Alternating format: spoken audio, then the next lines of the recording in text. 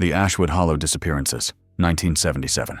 They lived in a quiet suburb where every house looked the same, and neighbors still greeted each other by name. Ashwood Hollow, Ohio. Autumn, 1977. A small, peaceful town, caught in its usual rhythm, until the night when 4 of 10 children who went trick-or-treating never came home. At first, no one panicked. It was Halloween. The streets were crowded, the air filled with laughter, lanterns, and music. Parents assumed their kids were still playing. But by midnight, the phones started ringing. By dawn, 4 missing person reports were filed at the Ashwood Police Department. The first name on record, Michael Sloan, 13 years old. Last seen near the old Ashwood Fuel gas station, standing with a few other kids. The second, Sarah Hill, 10, dressed as a witch. Neighbors recalled her laughing as she received candy at a doorstep. And then, silence. Officers searched through the night. No signs of struggle, only scattered candy and small footprints leading toward the woods. The next morning, the Ashwood Chronicle printed the headline, 4 children missing after Halloween night. Police investigate possible abduction. Detective Richard Crowell, recently transferred from Cleveland, took over the case. He noticed a pattern right away. All missing children lived within 3 blocks of the old Ashwood Elementary School, closed since a fire in 1959. Locals avoided it. They said at night you could hear someone calling your name from the empty halls. 3 days later, a volunteer named John Milner found something that changed everything. At the foot of the hill, in wet grass, lay a Panasonic RQ-309AS tape recorder. The tape was torn, but a few minutes of audio remained. At first, children's voices, laughter, leaves rustling. Then, the sound of a door creaking open and a whisper, "Don't go there, Michael!" A scream, then static. After the report went public, panic swept through Ashwood. Parents kept their children inside. Schools emptied. Police searched the abandoned school, nothing but charred walls and broken desks. On one of them, someone had written in chalk, "We see you." Crowell requested old county files and uncovered a report from 1938. That Halloween, 3 children vanished under fire-related circumstances. But one paragraph stood out. Symbols burned into the auditorium floor, not matching any known religious or cultural practice. That line had been redacted in official copies. Only one man still had the original, Henry Weston, the town librarian and a World War II veteran. Crowell visited him on November 9th. The conversation was recorded, but never released. 2 days later, Weston was found dead of cardiac arrest. Neighbors swore they heard children's voices coming from his basement the night before. By then, the FBI had stepped in. The investigation received a code name, Operation Harvest. Internal memos revealed similar disappearances in 1948, 1953, and 1965, all on October 31st. Crowell's final report read, "People claim to see figures in old costumes, lanterns that never go out. They say the children follow voices into the dark. I don't believe in myths, but this doesn't follow logic." He was last seen on November 14th. That night, he drove toward the old school despite a severe storm warning. His car was found at dawn, door open, keys still in the ignition, and the same cassette resting on the seat. On the final seconds of the tape, footsteps through shallow water, and a child's voice saying, "We're not gone. We're waiting." More than 10 years had passed. By 1988, Ashwood Hollow was nearly abandoned. Stores had closed, the school shuttered, St. Luke's Church overgrown with ivy. From a population of 2,300, fewer than 400 remained. Officially, the town was partially deserted. But strange occurrences quietly returned that spring. The return on April 17th, 1988. An old pickup truck stopped at the edge of Ashwood Hollow. The driver was Frank Bennett, the former WQDV cameraman who had filmed the mysterious footage at the old mill in 1977. He had not returned in 11 years. Bennett later wrote in his journal, "I dreamt of the children all winter. They stood at the fence calling my name. I don't remember their faces, but I remember the masks. I think I must go back." He booked a room at the lone remaining motel, Pine Lodge. The next day, he drove to the old mill. According to police logs, his truck was found that evening. Doors open, the radio still playing. On the passenger seat lay a cassette labeled Ashwood, 1977, Reels. The cassette. The tape ran 27 minutes. For the first several minutes, only wind and distant footsteps were heard. Later, a children's song emerged, an eerie old nursery rhyme. One for the field, one for the flame, one for the hollow to whisper your name. Then a raspy breath, a thud, and silence. Police searched the area. Footprints led to the mill's fence, then vanished. Frank Bennett was never seen again. Haskins Files. In 1990, Sheriff Darrell Haskins passed away. In his attic, a box marked Hollow Files Private was found. It contained newspaper clippings, photographs, and 4 notebooks. The last entry, dated 1984, read, "I hear the bells again. No one pulls the rope, but they ring. Every autumn, louder. No letters arrive anymore, but each morning, candy appears on my windowsill. Always 6 pieces." Beside the notebook sat a tape recorder. The recording revealed Haskins' tired, low voice. "If anyone finds this, do not look for graves. There are none. They are not underground. Listen to the earth at night, and you will understand." Archival evidence. In 1991, the State Archives received an anonymous package. Inside were black and white photographs, 6 children standing in the woods, faces hidden, wearing masks. On the back, the date, October 31st, 1977. Written beneath, "Harvest completed." Experts determined the photos were produced after 1985. The film stock and paper chemistry confirmed it. In other words, the images were created 8 years after the disappearances. 1993 report. In 1993, retired FBI agent Richard Clarkson released an unofficial report on the Ashwood Hollow case. He claimed that a cult, calling themselves the Harvest, had operated in the region since the late 1940s. According to Clarkson, the group believed, "The earth beneath Ashwood demands blood to keep the town alive. Each generation must provide 6. If the children are unwilling, the Hollow takes them anyway." Clarkson died a year later when his house burned overnight. Everything inside was destroyed, except a small metal box. Inside were a piece of burlap stained with blood and a child's tooth. The town awakens again. By the late 1990s, Ashwood Hollow began to attract filmmakers and tourists. Signs welcomed visitors. "Welcome to Ashwood Hollow, home of the Halloween mystery." But locals avoided discussing the past, especially after 2008, 31 years after the original disappearances, when 6 children's costumes were discovered in the forest, neatly laid out, as if on display. The fabrics were modern, but cut in 1970s style. In each pocket lay a note, "The Hollow remembers," signed with the same inverted cross in a circle. Conclusion. Officially, the case remains unsolved. FBI closed it in 1981, but private archives retain hundreds of documents.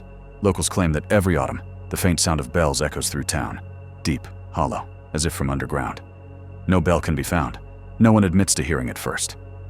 In Sheriff Haskins' abandoned house, they say a light still glows in the attic. Teenagers call it the window of the harvest. Sometimes they leave candy at the doorstep, just in case. According to official records, the bodies of the 6 children were never recovered, but some believe the truth was never buried. It still breathes beneath the earth, where silence is louder than any scream. The Halloween marks. Vanishing families and rituals in Fairfield. They seemed like an ordinary family, living on the outskirts of the small town of Fairfield, Maine. A house by the road, with a neat lawn, apple trees in the yard, and a wooden fence. But on Halloween night, 1983, this family vanished. No screams, no signs of struggle, leaving only strange burned symbols on the doors and windows. Circles with dots, incomprehensible lines, and markings resembling inverted crosses. Neighbor witnesses. The first to notice the symbol was their neighbor, retiree Thomas Griffin, who had his morning coffee on the porch every day. He said that on the morning of October 31st, he saw a red symbol on the family's door that glowed in the lantern light. Inside the house was complete silence, although children's voices could be heard outside collecting candy. Thomas called the police, but by the time officers arrived, the house was empty. The Johnson family, father, mother, and 2 children, had disappeared. Newspaper reports. The next day, the local newspaper Fairfield Times published a brief report. Johnson family vanishes on Halloween night. Strange symbols. Found on house reporters noted a chilling pattern. In previous Halloweens in the county, similar signs appeared on houses, and families vanished. Often, dead livestock was found. Chickens, sheep, sometimes cows. Killed in unusual, seemingly ritualistic ways. Police could not explain the pattern. Witnesses spoke of masked figures and strange whispers coming from the nearby woods, but no concrete evidence existed. Other cases, longtime residents recalled similar disappearances. In 1978, the Marshall family vanished in a neighboring town. 3 children and their parents. Similar symbols were burned on the walls, and dead sheep and chickens lay in the yard. The case was closed as an unexplained disappearance, with no leads. In 1980, the Langley family disappeared. The same symbols, the same night. A nearby rancher found his goats slaughtered, and strange lines etched onto his porch, resembling the symbols found on the neighbors' houses. Archival materials. Police preserved photographs of the houses with the symbols, Experts stated that the paint and method of application were unusual, a mixture of charcoal, animal blood, and an unknown pigment. All documents recorded the same date, October 31st. Every disappearance had occurred at night. Some residents wrote letters to newspapers and police. It seems someone or something marks houses before Halloween. We are afraid to leave our homes. We hear animal cries at night, even though they are gone. Farmer witnesses. An elderly farmer, Henry Olson, said he saw black figures moving through the woods behind his house on Halloween night, 1982. The figures walked between houses, leaving a symbol on each. He saw sheep vanish from his yard. Olson said it felt as if the earth was breathing, and someone was watching behind each mark. Mystical hints. By November 1983, police began suspecting that the disappearances were not random. Each symbol had a unique arrangement of circles and lines, which, as later discovered by occult researchers, corresponded with the astronomical positions of the moon and sun on October 31st. Rumors of a cult surfaced, calling themselves the Watchers of Hollow. According to unverified reports, they choose houses so that families vanish and livestock is sacrificed. Police did not confirm this, but state archives contained records of similar ritualistic livestock killings dating back to the 1960s. By dawn on November 1st, 1983, Fairfield and the surrounding areas were engulfed in uneasy silence. Children did not go to school. Neighbors watched their houses, but everyone knew that the symbols might appear on their doors the next night. Officially, the Johnsons and other missing families were reported as missing. But local residents knew that whoever saw the symbol was doomed. After the disappearance of the Johnson family, the police continued their investigation, but each new case looked the same. New symbols appeared on houses without any signs of forced entry, and families vanished without a trace. Over the next 5 years, cases were recorded in neighboring towns: the Wilsons, the Harrisons, and the Carters. On all the houses, the same strange markings appeared, and in the yards, dead animals were found: chickens, goats, sometimes sheep, mutilated in unusual ways, seemingly for ritual purposes. Archival materials. Investigators collected photographs of houses and symbols, reports from local police, and letters from witnesses. Archives contained records such as a farmer writing to the police that he heard the moans of animals at night, even though there were none on his property. In another letter, a local resident reported seeing black figures moving between houses, leaving a new symbol on each house before dawn. Experts who examined the paint confirmed its unusual composition: a mixture of charcoal, traces of blood, and an unknown pigment not used in conventional painting. Witness statements. In 1987, farmer Henry Olson again reported seeing figures drawing symbols directly on the doors of neighboring houses. He noted that the figures did not speak, their faces were hidden by masks, and their movements were quick and precise. Some local children claimed to hear strange whispers and laughter coming from the forest, even though no adults were present. Investigation and cults. By 1990, occult researchers began suspecting the existence of a cult, calling themselves the Watchers of Hollow. According to unverified information, they believed that each family in the area must be marked before Halloween, and that the slaughtered livestock was an offering to protect the territory. Archives from neighboring states contained documents of ritualistic livestock killings dating back to the 1960s, coinciding with the discovery of the symbols. Letters and diaries. In 1992, the police received an anonymous letter containing photographs of houses with symbols and the inscription, "They are watching you. The next one is your house." Further attempts to identify the author failed.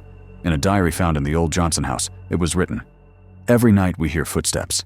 They come for those who dared look at the symbol recent events." In 1995, on Halloween night, new symbols were discovered on the house of the Parker family. The next morning, the family had disappeared, and all the animals in the barn were killed. According to archival records, this was already the 20th case in the past 12 years. Local residents began avoiding the streets at night, and the police officially closed the cases as missing persons. But letters and photographs continued to arrive anonymously, and locals claimed that sometimes whispers could be heard among the trees, especially on the night before Halloween.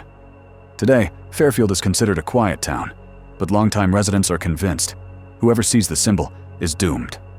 In some houses, old records and photographs of the symbols are still found in attics, even though the houses have long been abandoned. Some teenagers report seeing lights and shadows moving among the abandoned houses at night, and in the forest, sounds resembling footsteps and quiet laughter can be heard. No one can explain their origin, but everyone knows. A symbol appearing on a door brings horror and disappearance, and the rituals continue every Halloween, as if someone carefully watches every house. Halloween terror. The 30-year curse of Brightwood. Since 1985, in the forests of the small town of Brightwood, Oregon, the bodies of entire families were found every Halloween night. Every year, precisely at midnight, on remote paths among the trees, dead men, women, and children were discovered. Always entire families, never single victims. No one could understand who or what could commit such horrific acts, or why the choice fell specifically on whole families. Initial panic and investigations. In 1985, the first bodies were found. The Miller family, 5 people. The bodies lay in a circle of burned grass, with no signs of struggle, as if they had walked there willingly. The police began an investigation, interviewing neighboring families, but no witnesses were found. Newspapers wrote of a gruesome Halloween tradition, but it seemed an impossible coincidence. In 1986, the story repeated. The Richardson family, the same signs. Forest areas were thoroughly inspected, patrols were set up, but until October 31st, the police could not predict new locations. Residents began locking their doors, and children stopped going outside after sunset. Local witnesses. Longtime residents spoke of strange lights and figures in the forest. Farmer Thomas Brooks recalled, "Every year before Halloween we see lights in the distance among the trees and hear screams, though no one is there." Others claimed to hear whispers on roads where families would later be found. No one could explain the source of these signals, but fear grew every year. Suspicions and rumors locals tried to find patterns. Some thought it the work of a serial killer, others believed it was ritualistic. Some residents noticed a strange family living on the outskirts of Brightwood. A mother, father, brother, sister, and their grandfather. They appeared kind and friendly, took part in fairs, helped neighbors, and never raised suspicion. No one thought they could be connected to the horrors that had been repeated for decades. Archival materials. Police and journalists collected reports on the found families, photographs of crime scenes, and diagrams of the body placements. All victims were discovered between 11:30 p.m. and 12:30 a.m., always in the forest, on different plots. But according to unverified information, within sight of the house of this strange family. Experts could not explain the cause of death.